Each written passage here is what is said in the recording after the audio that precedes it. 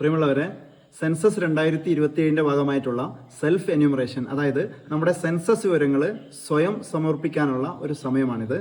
June 30 വരെയാണ് അതിനുള്ള സമയം.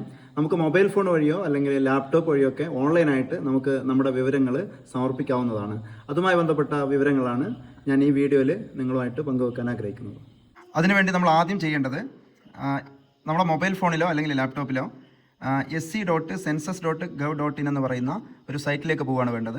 അങ്ങനെ നമ്മൾ അടിച്ചു കൊടുത്തു കഴിഞ്ഞാൽ നമുക്ക് സെൽഫ് എന്യൂമറേഷൻ, അതായത് SC എന്ന് പറയുന്ന ഒരു സ്ക്രീൻ നമുക്കിങ്ങനെ വരും. അപ്പം നമ്മൾ അതിൽ സെലക്ട് ചെയ്യാം. അങ്ങനെ സെലക്ട് ചെയ്ത് കഴിഞ്ഞാൽ നമുക്ക് ഇങ്ങനൊരു സ്ക്രീനാണ് കിട്ടുക. ഈ സ്ക്രീനിൽ നമുക്ക് കാണാം സ്റ്റേറ്റ്, അതായത് സംസ്ഥാനം സെലക്ട് ചെയ്യാനുള്ള ഒരു ഓപ്ഷൻ ഉണ്ടാവും. അതിൽ നമ്മൾ സംസ്ഥാനം സെലക്ട് ചെയ്യുന്നു. അതായത് കേരള എന്ന് ഞാൻ കൊടുത്തു, കേരള എന്നാണ് കൊടുക്കേണ്ടത്. കേരള എന്ന് ഞാൻ കൊടുത്തു. അങ്ങനെ കേരള എന്ന് കൊടുത്തു കഴിഞ്ഞാൽ അതിൻ്റെ താഴെ എൻ്റർ ക്യാപ്ച കാണാം. അത് ഇപ്പുറത്തുള്ള ഈ അക്ഷരങ്ങളാണ് കൊടുക്കേണ്ടത്. SVGI 9K എന്ന് പറയുന്നത്. അത് സ്മോൾ ലെറ്ററും ക്യാപിലൊക്കെ ഉണ്ടാവും. അത് ഏതാണെന്ന് നോക്കിയിട്ട് വേണം അവിടെ അടിക്കാൻ.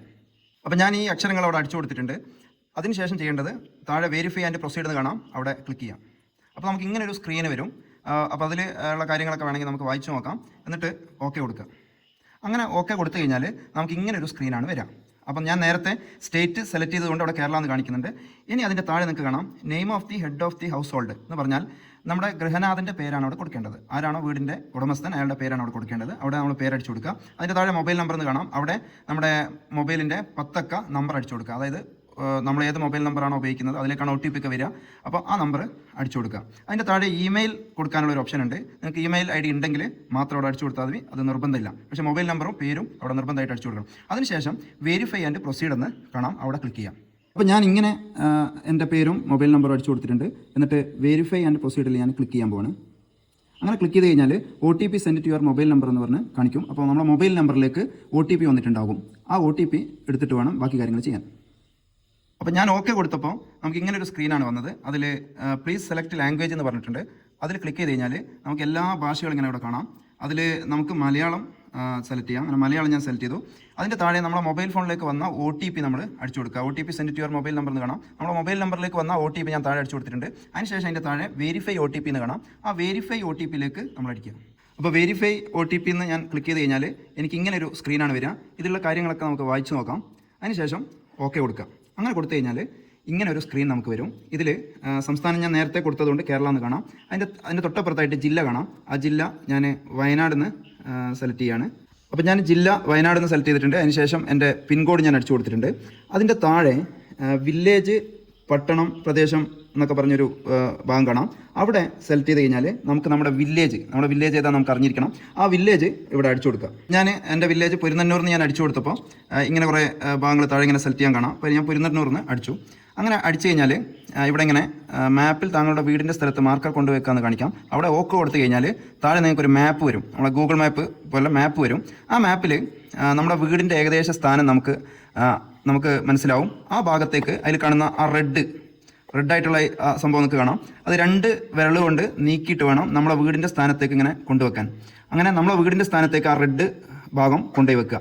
അങ്ങനെ കൊണ്ടുവച്ചതിന് ശേഷം നമ്മൾ സ്ഥലം സ്ഥിരീകരിക്കുക എന്ന് പറയുന്ന ഒരു ഭാഗം ഇവിടെ കാണാം. അതിൽ ക്ലിക്ക് ചെയ്യാം. നമ്മുടെ സ്ഥലം ഗൂഗിൾ മാപ്പിൽ കറക്റ്റ് നമ്മുടെ വീടിൻ്റെ നേരെ കൊണ്ടുവച്ചതിന് ശേഷം സേവ് ചെയ്ത് അടുത്തത് എന്ന് പറയുന്ന ഒരു ഭാഗം കാണാം. നിങ്ങൾക്ക് അവിടേക്ക് ക്ലിക്ക് ചെയ്യാം. അപ്പോൾ അതിൻ്റെ താഴെ തുടരണോ എന്ന് നമ്മളോട് ചോദിക്കും. അപ്പോൾ വേണം എന്ന് കൊടുക്കുക. ഇനി നമുക്ക് ഇങ്ങനൊരു സ്ക്രീനാണ് വരിക. ഈ സ്ക്രീനിൽ കുറേ ചോദ്യങ്ങളുണ്ടാവും. ആ ഓരോ ചോദ്യങ്ങളും നമ്മളെ വീടുമായി ബന്ധപ്പെട്ടതും നമ്മളെ വീട്ടിലെ കാര്യങ്ങളുമായി ബന്ധപ്പെട്ടതാണ്.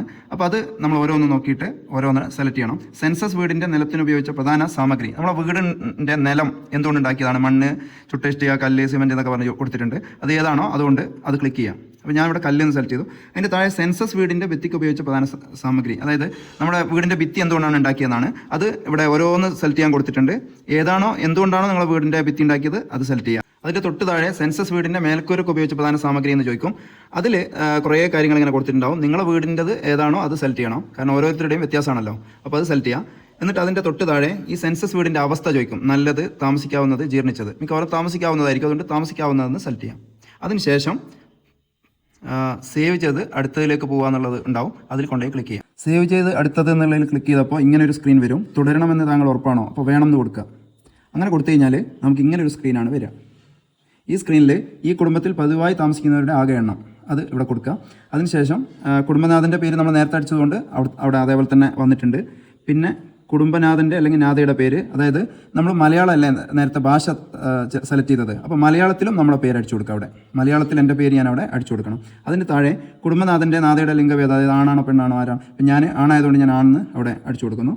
അതിൻ്റെ താഴെ പട്ടികജാതി പട്ടികവർഗം അങ്ങനെ ഏതെങ്കിലും ആണെങ്കിൽ അത് കൊടുക്കണം. പട്ടികജാതി പട്ടികവർഗം അല്ലാത്ത എല്ലാവരും മറ്റുള്ളവർ എന്നാണ് അടിക്കേണ്ടത്. അപ്പം ഞാൻ മറ്റുള്ളവർ എന്നാണ് കൊടുക്കുന്നത്. അതിൻ്റെ താഴെ ഈ വീടിൻ്റെ ഉടമസ്ഥത, സ്വന്തമായ മറ്റൊരു വീടുണ്ടെങ്കിൽ വാടകയ്ക്ക്, സ്വന്തമായ വീടില്ലാത്ത വാടകയ്ക്ക്, വാടകയ്ക്കാണോ സ്വന്തമാണെന്നൊക്കെയാണ് ചോദിക്കുന്നത്. അപ്പോൾ എൻ്റെത് സ്വന്തം വീടായതുകൊണ്ട് ഞാൻ സ്വന്തം കൊടുക്കുന്നു. വാടകയ്ക്കാണെങ്കിൽ അതിനനുസരിച്ച് അത് കൊടുക്കണം. അതിൻ്റെ താഴെ താമസിക്കാവുന്ന മുറികളുടെ എണ്ണം, നമ്മളെ വീട്ടിൽ എത്ര മുറികളുണ്ട് എന്ന് അവിടെ കൊടുക്കണം. അതിൻ്റെ താഴെ കുടുംബത്തിൽ താമസിക്കുന്ന ദമ്പതികളുടെ എണ്ണം, വീട്ടിൽ എത്ര ഭാര്യ ഭർത്താക്കന്മാരുണ്ട് എന്നുള്ളതാണ് കൊടുക്കുന്നത്. ചിലർ കൂട്ടുകുടുംബമായി താമസിക്കുകയാണെങ്കിൽ 2-3 പേര് കല്യാണം കഴിച്ച് താമസിക്കുന്നവരുണ്ടാവും. അങ്ങനെയൊക്കെ വന്നാൽ അതിനനുസരിച്ച് കൊടുക്കുക. അപ്പോൾ എൻ്റെ വീട്ടിൽ ഞാനും ഭാര്യയും മക്കളും മാത്രമായതുകൊണ്ട് ഞാൻ ദമ്പതികളുടെ എണ്ണം 1 എന്നാണ് കൊടുക്കുന്നത്. അതിനുശേഷം ഇവിടെ സേവ് ചെയ്ത് അടുത്തതെന്ന് കാണാം, അതിൽ ക്ലിക്ക് ചെയ്യാം. നമുക്ക് വന്നത് ഇങ്ങനെ ഒരു സ്ക്രീനാണ്, അതിൽ വേണമെന്ന് കൊടുക്കുക. അപ്പോൾ നമുക്ക് ഇങ്ങനെ ഒരു സ്ക്രീനാണ് അടുത്തതായിട്ട് വരിക. അതിൽ കുടിവെള്ളത്തിൻ്റെ പ്രധാന സ്രോതസ്സ് എന്ന് കാണാം. അതിൽ ഇങ്ങനെ കുറേ ഓപ്ഷൻസ് ഉണ്ട്. അതിൽ നമ്മൾ എവിടെ നിന്നാണോ വെള്ളം എടുക്കുന്നത് അത് നമ്മൾ സെലക്ട് ചെയ്യുക. അപ്പോൾ എനിക്ക് കിണറുള്ളതുകൊണ്ട് ഞാൻ കിണറിനാണ് കൊടുക്കുന്നത്. അതിൻ്റെ താഴെ കുടിവെള്ളത്തിൻ്റെ സ്രോതസ്സിൻ്റെ ലഭ്യത, പരിസരത്തിനടുത്താണോ ദൂരെയാണോ എന്ന് ആൾക്ക് ചോദിച്ചിട്ടുണ്ട്. അപ്പോൾ പരിസരത്താണല്ലോ, എൻ്റെ വീടിൻ്റെ മുറ്റത്ത് തന്നെ കിണറുണ്ടെങ്കിൽ ഞാൻ പരിസരത്ത് നിന്ന് കൊടുക്കാം. അങ്ങനെ അതിൻ്റെ താഴെ വെളിച്ചത്തിൻ്റെ പ്രധാന സ്രോതസ്സ്, വെളിച്ചം എങ്ങനെയാണ് കിട്ടുന്നത്, വൈദ്യുതിയാണല്ലോ. ചിലർക്ക് വൈദ്യുതി ഇല്ലാത്തവരുണ്ടാവും, അപ്പോൾ അവരെന്താണോ അത് എടുക്കണം. സോളാറിലൊക്കെ ഉണ്ടാവും, അങ്ങനെയുള്ളവർ സൗരോർജ്ജം എന്ന് കൊടുക്കുക. അപ്പം ഞാൻ വൈദ്യുതി എന്നാണ് കൊടുത്തിട്ടുള്ളത്.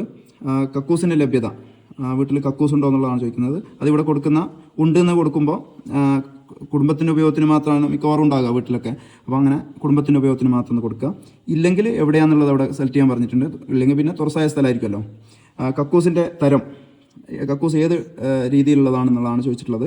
അതിൽ വെള്ളം ഒഴിക്കുന്ന ഫ്ലഷ് കക്കൂസ് ബന്ധിപ്പിച്ചുള്ള മിക്കവാറും എല്ലാവരുടെയും യൂറോപ്യൻ ക്ലോസറ്റുകളൊക്കെ ആയിരിക്കാം. അപ്പോൾ അങ്ങനെയാണെങ്കിൽ അത് സെലക്ട് ചെയ്താൽ മതി. പിന്നെ ഇരട്ടക്കുഴി കക്കൂസ്, ഒറ്റക്കുഴി കക്കൂസ്, സർവീസ് കക്കൂസ് എന്നൊക്കെ പറഞ്ഞ് കുറേ ഓപ്ഷൻസ് ഉണ്ട്. അത് ഏതാണോ നിങ്ങളത് അത് നിങ്ങൾ സെലക്ട് ചെയ്യാം. അതിൻ്റെ തൊട്ടതായ അഴുക്ക് വെള്ളക്കുഴയിൽ ബന്ധിപ്പിച്ചിട്ടുള്ളതെന്ന് പറഞ്ഞ ചോദ്യം കാണാം. അത് മൂടിയ ഡ്രെയിനേജ്, തുറന്ന ഡ്രെയിനേജ് എന്നൊക്കെ, ഡ്രെയിനേജ് ഉണ്ടോ എന്നുള്ള കാര്യങ്ങളാണ് ചോദിക്കുന്നത്. അപ്പോൾ ഇവിടെ എനിക്ക് മൂടിയ ഡ്രെയിനേജ് ഉള്ളതുകൊണ്ട് ഞാൻ അങ്ങനെ ചെയ്തു. പരിസരത്ത് ലഭ്യമായ കുളിക്കുവാനുള്ള സൗകര്യം, നമ്മൾ മിക്കവാറും കുളിമുറി എല്ലാ വീട്ടിലും ഉണ്ടാവാൻ സാധ്യതയുണ്ട്. അപ്പോൾ അങ്ങനെയാണെങ്കിൽ കുളിമുറി എന്ന് അവിടെ സെലക്ട് ചെയ്താൽ മതി. പിന്നെ അടുക്കളയുടെ LPG or PNG കണക്ഷൻ്റെ ലഭ്യത, മിക്കവാറും എല്ലാ വീട്ടിലും എനിക്ക് തോന്നുന്നു LPG ആയിരിക്കും. ഇനി വിറക് ഉപയോഗിക്കുന്നവരാണെങ്കിൽ അങ്ങനെ അവിടെ സെലക്ട് ചെയ്യണം. അടുക്കളയിലായിരിക്കും പാചകം ചെയ്യുന്നത്. അപ്പോൾ LPG PNG കണക്ഷൻ അതാണ് ഞാൻ സെലക്ട് ചെയ്തിരിക്കുന്നത്. പിന്നെ അത് കഴിഞ്ഞ് അതിൻ്റെ താഴെ പാചകത്തിന് ഉപയോഗിക്കുന്ന പ്രധാന ഇന്ധനം, ചിലർ വിറകായിരിക്കും, ചിലർ LPG ആയിരിക്കും. അപ്പോൾ ഞാൻ വീട്ടിൽ ഗ്യാസ് ആയതുകൊണ്ട് LPG, ഗ്യാസ് ഉപയോഗിക്കുന്നവർക്ക് LPG എന്നാണ് സെലക്ട് ചെയ്യേണ്ടത്. വിറകാണെങ്കിൽ മേലെ വിറകുന്നുണ്ട്, അത് കൊടുത്താൽ മതി. എന്നിട്ട് ഇതെല്ലാം സെലക്ട് ചെയ്തതിന് ശേഷം സേവ് ചെയ്ത് അടുത്തതെന്ന് കൊടുക്കാം. അതിലേക്ക് ക്ലിക്ക് ചെയ്യാം. അങ്ങനെ ക്ലിക്ക് ചെയ്ത് കഴിഞ്ഞാൽ ഇങ്ങനൊരു സ്ക്രീൻ വരും, അതിൽ വേണമെന്ന് കൊടുക്കാം. എങ്കിൽ അങ്ങനെ വന്നു കഴിഞ്ഞാൽ അടുത്ത സ്ക്രീൻ നമുക്ക് ഇങ്ങനെയാണ് കിട്ടുക. വീട്ടിൽ നമ്മളെ കയ്യിലുള്ള ആസ്തികൾ, റേഡിയോ അല്ലെങ്കിൽ ട്രാൻസിസ്റ്റർ ഉണ്ടോയെന്നാണ്, റേഡിയോ ഉണ്ടോയെന്നാണ്. റേഡിയോ പിന്നെ മിക്കവാറും ഇപ്പം ആളുകളുടെ കയ്യിലുണ്ടാവില്ല, ഉണ്ടെങ്കിൽ അങ്ങനെ പരമ്പരാഗത റേഡിയോ സെറ്റ് ഉണ്ടെങ്കിൽ അത് കൊടുക്കാം. മൊബൈൽ, സ്മാർട്ട് ഫോൺ, മിക്കവാറും മൊബൈലായിരിക്കും എല്ലാവർക്കും ഉണ്ടാവും, മൊബൈലിനോട് സെലക്ട് ചെയ്യാം. പിന്നെ അതിൻ്റെ താഴെ ടെലിവിഷൻ, TV ഉണ്ടെങ്കിൽ TV എന്ന് കൊടുക്കുക. അതിൽ നമ്മൾ ദൂരദർശൻ സൗജന്യ ഡിഷാണോ, DTH ആണോ, കേബിളാണോ, മറ്റേതെങ്കിലും അങ്ങനെയാണെങ്കിൽ അത് ഏതാണെന്ന് അവിടെ കൊടുക്കണം. അതിൻ്റെ താഴെ ഇൻ്റർനെറ്റ്, അതായത് നെറ്റ് ഉണ്ടോ എന്നുള്ളതാണ്. ലാപ്ടോപ്പിലാണോ മൊബൈലിലാണോ എവിടെയാണോ, മിക്കവാറും എല്ലാവർക്കും മൊബൈലിലായിരിക്കും നെറ്റ് ഉണ്ടാകുക, അപ്പോൾ മൊബൈലിൽ നിന്ന് സെലക്ട് ചെയ്യാം.